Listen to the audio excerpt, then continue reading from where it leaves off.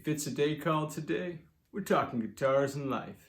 Let's get into it. Well, my friends, today we say goodbye to the old FirstAct Double Cut Guitar, Jack. Let's talk about it. Oh, hey, welcome back to the channel, everybody. We have completed the FirstAct Double Cut Guitar spa treatment, man. So yeah, those of you who hang on the channel know, by the way, if it's your first time, welcome, Jack. Know that I had a relative who let me know that they were going to give a guitar away to their grandson and wanted me to take a look at it. And so this is what showed up at the door, man. You might remember it came into the shop looking something like this. Just from first assessment. Let's see, headstock up here. The tuners. Well, we've got one that's kind of tight. That's not too bad. I got two here that are kind of loosey-goosey. Yeah, closed back, diamond shape. You know, cheapest tuners you can possibly imagine. Look at this action, man. You don't know if you can see that. And the saddles are decked. I mean, they are completely on the deck. So we're going to have to shim that neck for sure. And when we do close-ups, man, I'll show you some of this firsthand. The frets are super scratchy, right? But you know we can deal with some frets, Jack. You know we can. And we will. The frets are super scratchy. The board looks to be some kind of rosewood. Let's have that sticker in it that I pointed out earlier. I will be removing that.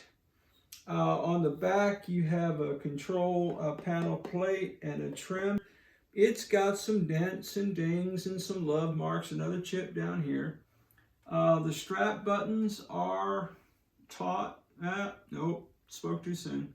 The top one is loosey-goosey. I can fix that for sure.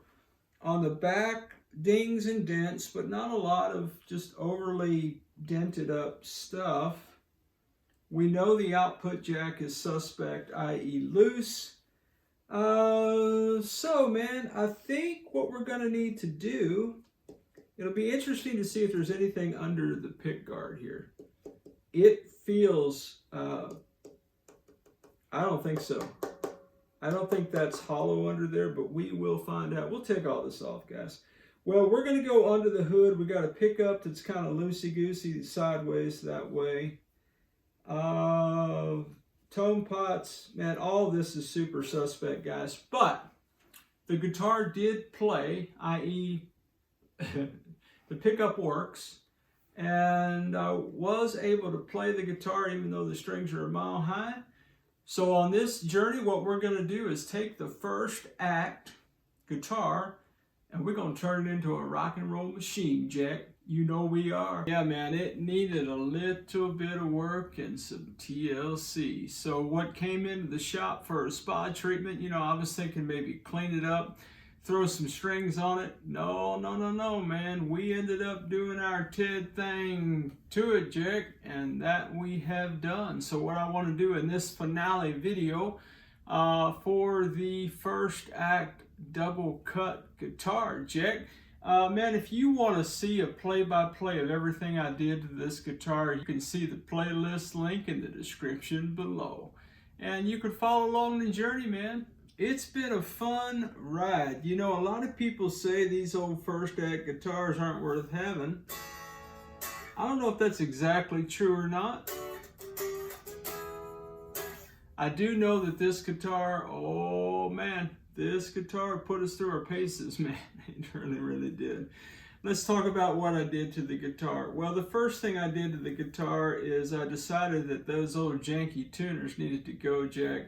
And I went out and purchased my brand Safu locking tuners in black. I think that looks pretty good. So we did lots and lots of cleanup on the headstock, trying to remove gunk and grime, put in some locking tuners. That is the original plastic nut, just because I didn't have a nut like that, and truthfully nobody really asked me to upgrade the guitar. They just asked me to put strings on it and clean it up a little bit. So I exercised some discretion and did not do everything I would do to this guitar if it were mine. That nut, really the placement for the strings on that nut, it's just not exactly copacetic. That said, the strings do align over the pickup magnets fairly well, so we got that going for us. We did have some frets that had a little bit of string dents in them, and so man, oh man, this neck, these frets, some of the hardest frets I've dealt with. Not the material, just trying to get that right. So we did get it right though in the end. We found some unlevel frets, and I had again a couple of frets that had a lot of wear on them. So I did a complete fret leveling, then we crowned those frets, then we polished those frets. Jack, you know we did. We cleaned and conditioned that fingerboard. I think it looks pretty good. I don't know how the camera might be catching that. If you can see those frets or not. I mean, you're not going to see yourself in them. Oh, hey, it's me. No, it's not. But they're pretty good, and they're smooth. That's the main thing, man. There's nothing fighting you anymore when you're going to try to bend on these strings. The neck itself, I tried to describe it in the initial video. It's probably a C-shaped neck, not quite a modern C-shape.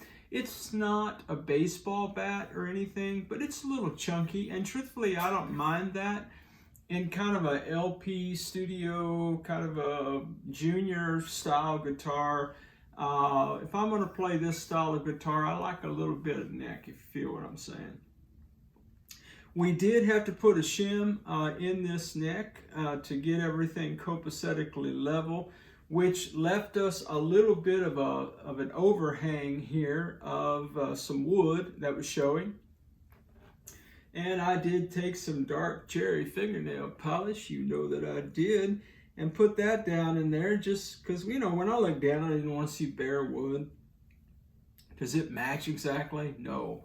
Do I think the person who's going to get this guitar cares? No, I don't think so. I think they're going to care about how it plays and how it feels, and maybe cosmetics will come secondary. You know, guys, this old FirstAct guitar, would I feel good giving it to a beginner or somebody just getting into guitar who maybe has had a guitar or two and then give this to them?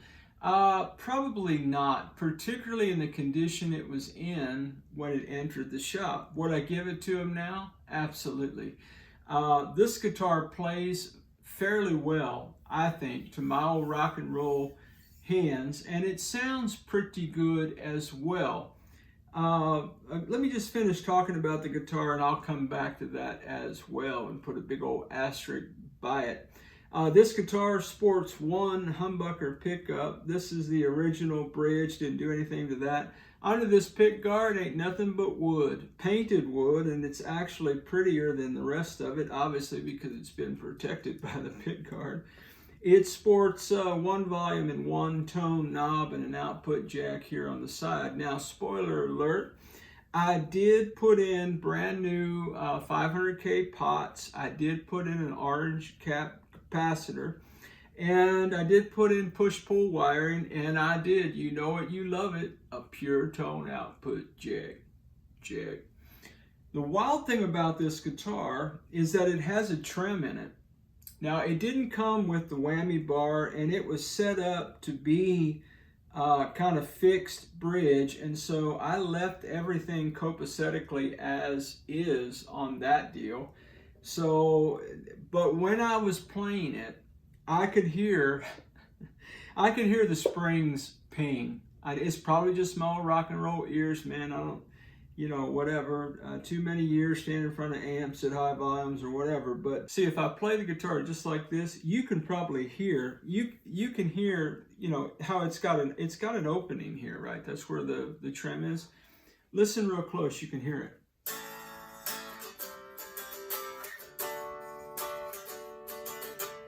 You hear that?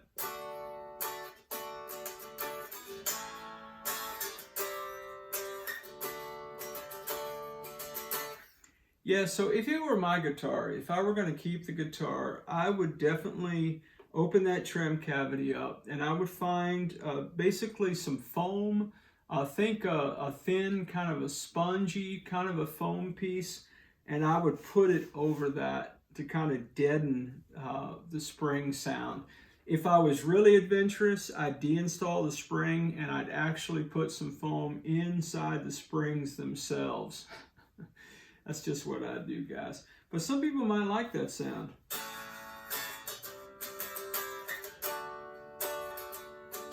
If I hold it really close to my body and I try to deaden that sound,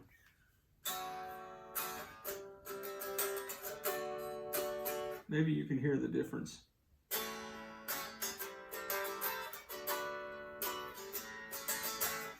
Anyway, it's just my thought anyway.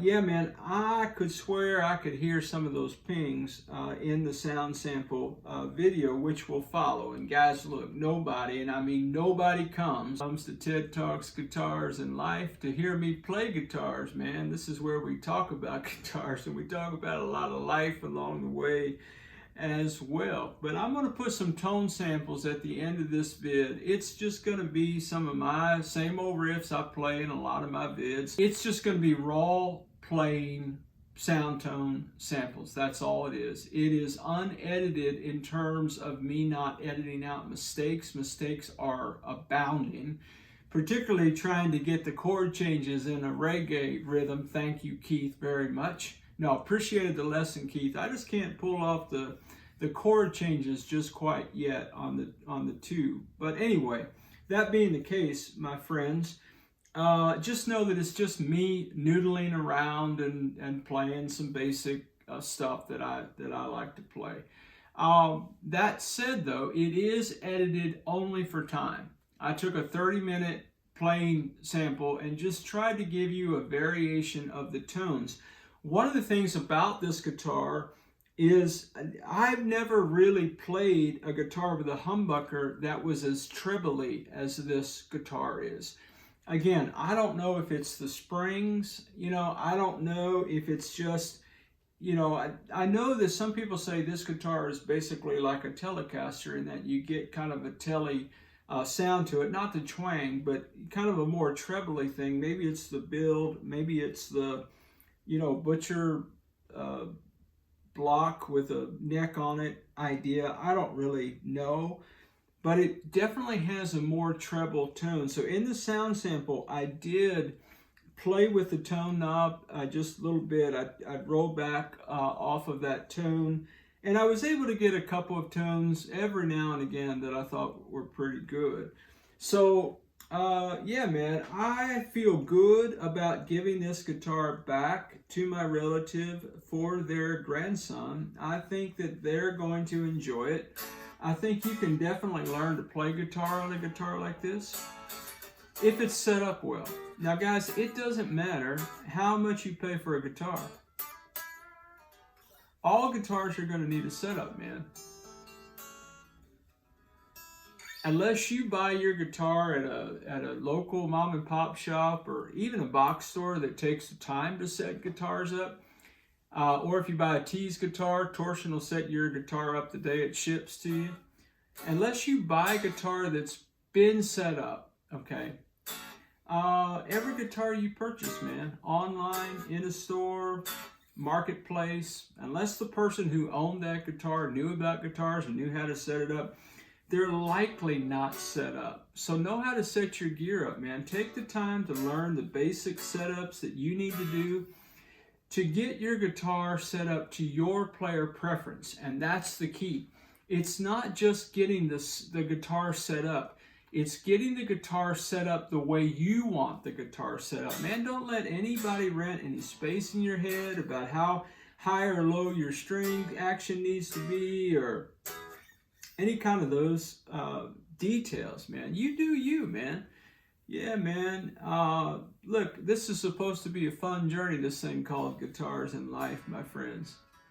If it sounds good to your old rock and roll ears, and if it looks good to your old rock and roll eyes, and when you pick it up and you feel of it, you want to play that guitar, man, that's a great guitar. Don't let anybody else tell you different.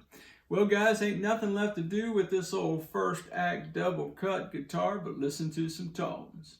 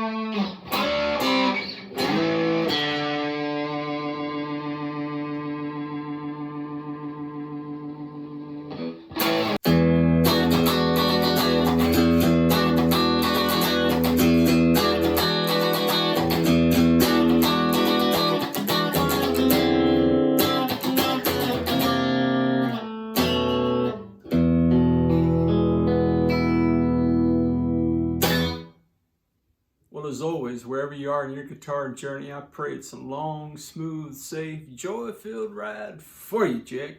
Hey, rock on with your bad selves, everybody. Catch you down the road.